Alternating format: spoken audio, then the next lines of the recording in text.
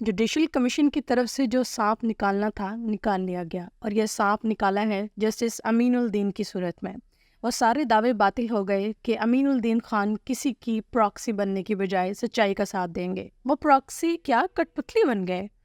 याया अफरीदी जिस तरह सीनियर जजों को साथ लेके चल रहे थे, इन्होंने इनका हाथ झटक दिया। इसके बाद एक मरतबा फिर इनका हाथ थामते हुए नजर आ रहे हैं। जस्टिस अफरीदी निक्का काजी बन गए, या फिर वो गेमर है। गेमर तो वो हैं ही, कभी इधर होते हैं तो कभी उधर होते हैं। जैसे ही इन्होंने हल्फ उठाया, वो दूसरे रोज इनकी तरफ से जस्टिस मंसूर अली शाह और जस्टिस मुनीब अख्तर की हमायत करते हुए प्रैक्टिस एंड प्रोसीजर कमेटी बहाल कर दी।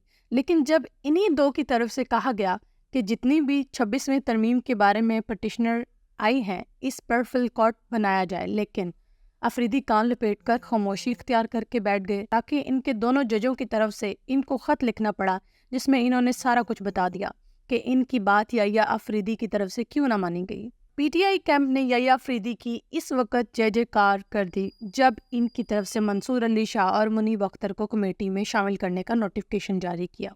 और मज़ीद इनकी बल्ले बल्ले इस वक्त हो गई जब मुस्लिम लीग नून के अहमद चीमा के साथ साथ खतीजा शाह को भी जेल रिफॉर्मर्स कमेटी में शामिल किया गया।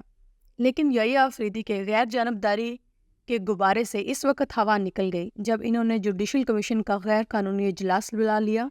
26वीं आईनी तरमीम के मुताबिक जो बजाते खुद गैर कानूनी है, इसके तहत इन्होंने कमेटी का इजलास बुलाया। ये मजीद इसलिए भी गैर कानूनी इजलास ठहरा क्योंकि ये 13 रुकनी कमीशन है। इसके 12 मेंबर मौजूद थे, 13वां नहीं था। 12 को बुलाकर जस्टिस अमीनुल-दीन को बेंच के सरबराह मुकर्रर कर दिया गया।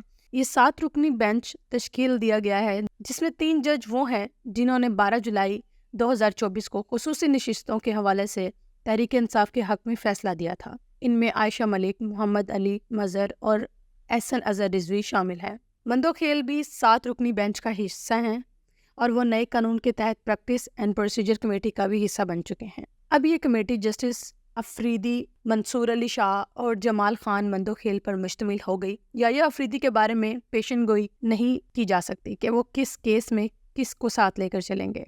एडवोकेट शाहजहां की जानिब से दायर की गई दरख्वास्त में मौक़िफ़ इख्तियार किया गया है कि justice Munib Akhtar supreme court का निज़ाम गैर फाइल करने के मुरतकब हो गए हैं, इन्हें काम करने से रोका जाए। दरख्वास्त गुजार वकील ने आम शहरी की हैसियत से दरख्वास्त देते हुए कहा कि आइन के आर्टिकल 209 के तहत जस्टिस मुनीब अख्तर के खिलाफ कार्रवाई की जाए। इधर जो कानून साजी की गई है, इस पर मौलाना फजलुर रहमान तपे हुए तहरीक इंसाफ के साथ इनके राब्ते हुए, हो सकता है कल ये हुकूमत के खिलाफ तहरीकें चलाते हुए नजर आए। इमरान खान की तरफ से जेल से मौलाना के लिए खैर गाली का पैगाम भिजवाया गया है और इसका जवाब मौलाना की तरफ से इसी जज्बे के साथ दिया गया है। सरदस्त मौलाना मुल्क से बाहर जा रहे हैं, वापसी पर कोई मुश्तरका लाहे अमल इख्तियार कर सकते हैं। मौलाना को बहरहाल ये क्रेडिट ज़रूर जाता है कि काजी फाइज के रास्ते में वो दीवार चीन बन के खड़े हो गए थे। अपोजिशन खुसूसी तौर पर तहरीक इंसाफ इसे बहुत बड़ी कामयाबी करार दे सकती है। मौलाना फजलुर रहमान मुखालफत ना करते तो आज काजी फाइज ईसा लंदन में जूते, गालियां और लानते खाने के बजाय चीफ जस्टिस बने बैठे होते हैं। किसी हद तक जो इन्हें रिलीफ मिलता हुआ नज़र आ रहा है, इसका दूर दूर तक भी इम्कान ना होता। बाकी मियां नवाज शरीफ का एक्सटेंशन ना देने के हवाले से इनकलाब खता हो चुका है। वो जनरल बाजवा को 2-4 महीने की एक्सटेंशन ना देने का क्रेडिट लेते हैं। अब यकमुश्त 5 साल की एक्सटेंशन दे दी, जिसमें मजीद 5 साल इजाफा भी किया जा सकता है। बिलावल की ड्रामेबाजी सामने आई है। कहा गया कि इन्होंने जुडिशल कमीशन से अपना नाम हुकूमत से नाराज होने की बिना पर वापस ले लिया था, लेकिन फारूक एच नाइक को वहां पर भिजवाने का क्या मतलब है।